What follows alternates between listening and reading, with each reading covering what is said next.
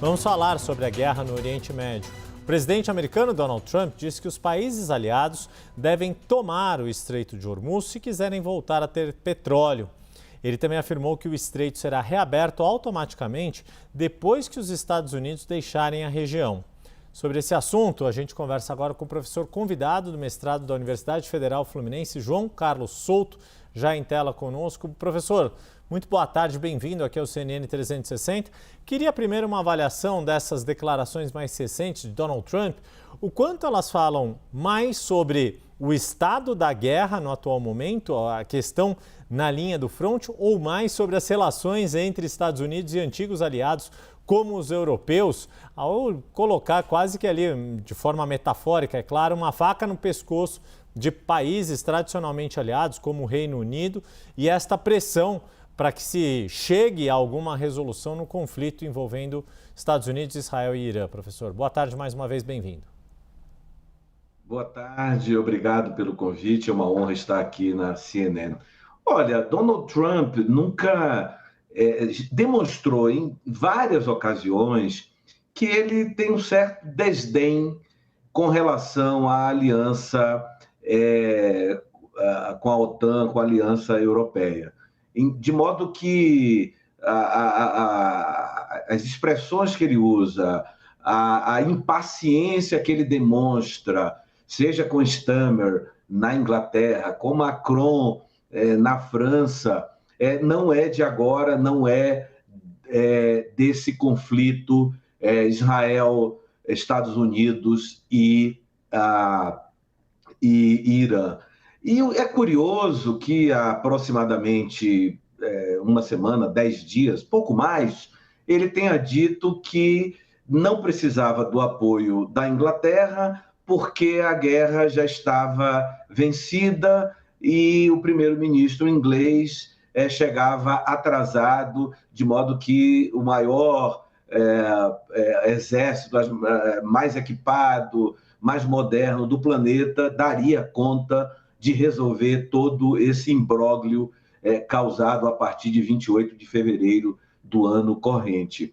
De modo que são situações que demonstram uma aventura bélica que parece não ter sido preparada a contento. Ou, alternativamente, desconhecia-se o real poder de resposta do Irã, que demonstra, embora tenha sido amplamente, profundamente, duramente afetado, mas ainda tem um estoque de mísseis e de drones que tem causado prejuízos enormes, sejam prejuízos de ordem econômica, financeira, seja prejuízo para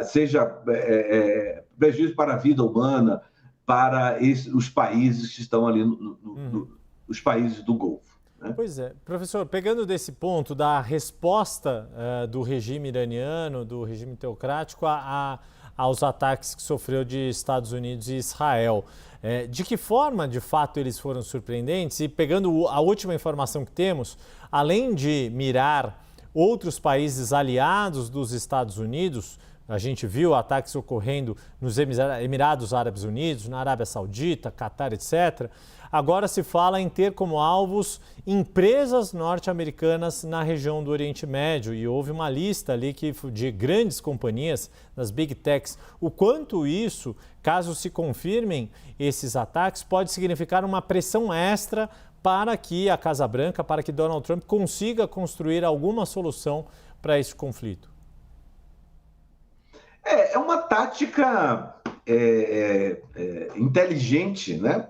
Temos que reconhecer, do regime iraniano em impingir o maior número um grande prejuízo aos aliados e aos negócios e aos interesses dos Estados Unidos na região. Observe, por exemplo, Trump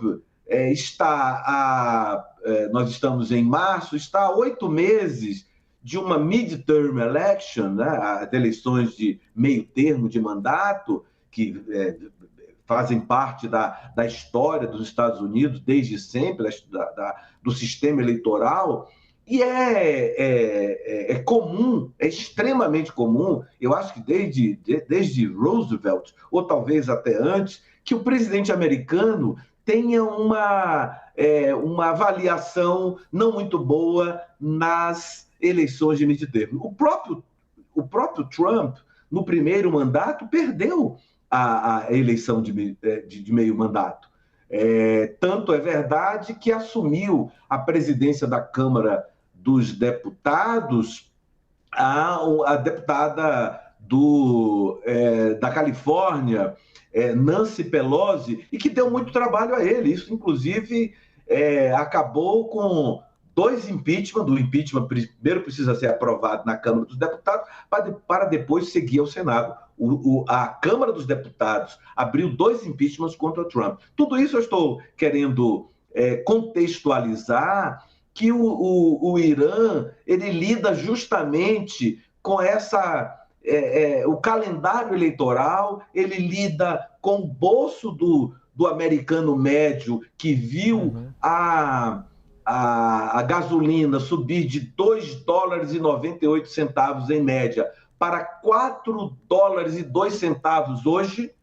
Até o final de semana estava R$3,98 o preço médio em todos os Estados Unidos, né? Há estados que são mais caros e que a gasolina está mais cara, dependendo do tributo estadual, e outros mais baratos, mas a média é essa. Então o Irã lida, você qualificou muito bem, lida justamente com essa